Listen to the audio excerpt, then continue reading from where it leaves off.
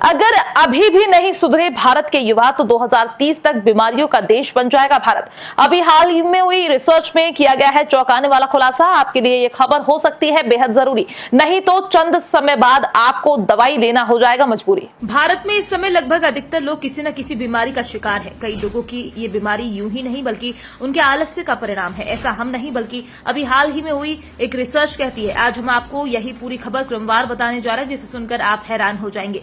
तो वहीं अगर आप जरा भी आलस्य करते होंगे तो उस आलस्य का त्याग करने का मन बना लेंगे। दरअसल अभी हाल ही में पाया गया है कि भारत के करीब 50% युवा युवती आलसी हैं, जो मुख्य रूप से शारीरिक परिश्रम नहीं करते हैं। महिलाओं की स्थिति पुरुषों की तुलना में और भी आलस्य वाली है। अगर ये स्थिति यही रही तो 2030 तक ही 60% भारतीय विभिन्न बीमारियों का शिकार हो सकते हैं।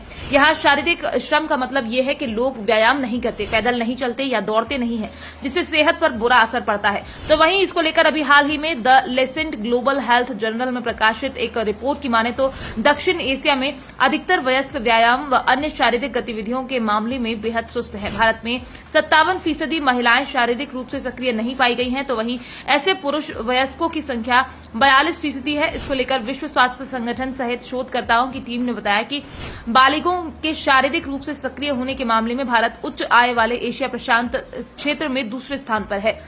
भारत में 2000 से 22% वयस्क शारीरिक रूप से पर्याप्त सक्रिय नहीं थे। 2010 में ये संख्या 34% व अब 50% तक पहुंच गई है। 2030 तक 60% वयस्कों पर मधुमेह जैसी बीमारियों की चपेट में आ सकते हैं। जानकार बताते हैं कि लंबे समय तक शारीरिक निष्क्रियता से मधुमेह और हृदय रोग सहित अन्य गैर संचारी रोगों का खतरा कई गुना बढ़ जाया करता है।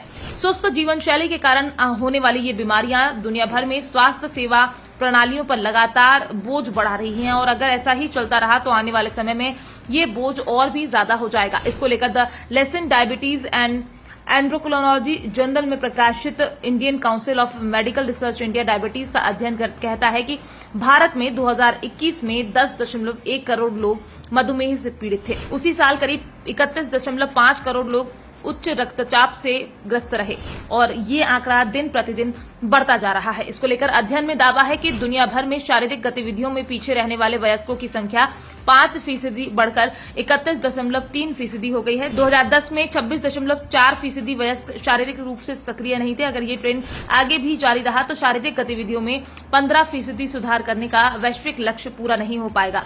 अब ऐसे में आप ये भी समझ लीजिए कि शारीरिक रूप से पीछे का असल मतलब क्या है। इसका मतलब है कि अगर कोई भी वयस्क अगर हर सप्ताह कम से कम 150 मिनट मध्यम तीव्रता या प्रति सप्ताह 75 मिनट जोरदार तीव्रता वाली शारीरिक गतिविधि नहीं करता है तो वो शारीरिक रूप से सक्रिय नहीं माना जाएगा। फिलहाल अगर आप कोई ऐसा काम करते हैं जिसमें शारीरिक मेहनत नहीं है तो आपको भी रोज व्यायाम इत्यादि का सहारा लेना चाहिए ताकि आप बीमार ना हो।